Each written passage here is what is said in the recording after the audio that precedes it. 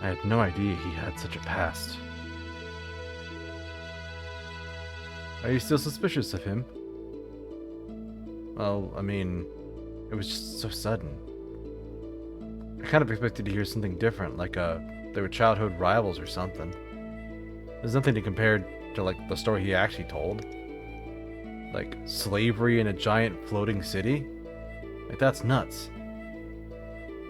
So it has you confused because it was not so simple. No, it's extremely simple. He was a slave in a giant floating city.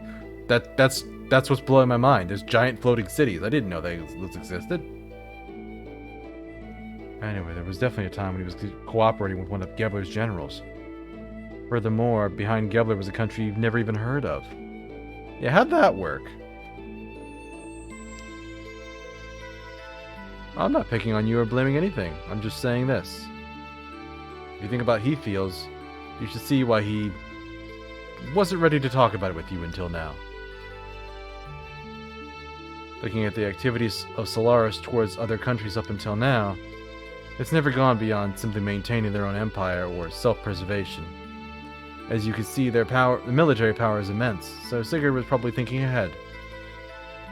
First, he was concentrating on taking care of problems here on the continent of Ignis.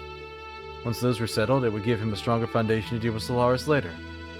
Which is a much better plan than rushing straight into a war he knew we could not win. It's really quite logical.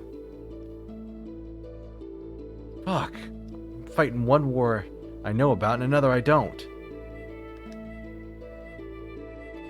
Well, it's not like we are newly acquainted, is it? We talked about a lot of things up until we decided to escape from Solaris. Speaking of that, why did you leave? You're supposed to be a star of hope or something, right? Well, we certainly thought so at first, but then I realized his way of thinking is really not that much of a change from the previous system. Basically, the only difference is whether or not they stress people's rank and class or their skill. The words had changed, but it was still no different than what Solaris itself had been doing before. He had no intentions of bringing everyone a better way of life. In other words, he's an elitist. I don't think I like him much either. So, you think I can beat those guys? No! They have a giant space UFO hidden behind distortion fields. As long as they're working with Shakan, there's no way around it, though. I have to fight them sooner or later. Okay, you're technically right, but even if we were to defeat the Gebler forces here, there's still Solaris, the country itself, to deal with. If we're not careful, it's possible we might get involved in a much longer war than the one with Shakan. Do you not agree that continuing the way we have been is rather hard on everyone?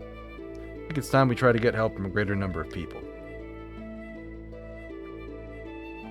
So defeating Shakan is not going to get rid of the likes of Gebler.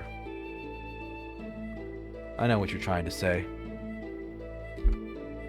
To vanquish Gebler, first gain thy throne, right? I mean, it would simplify a lot of things, sure.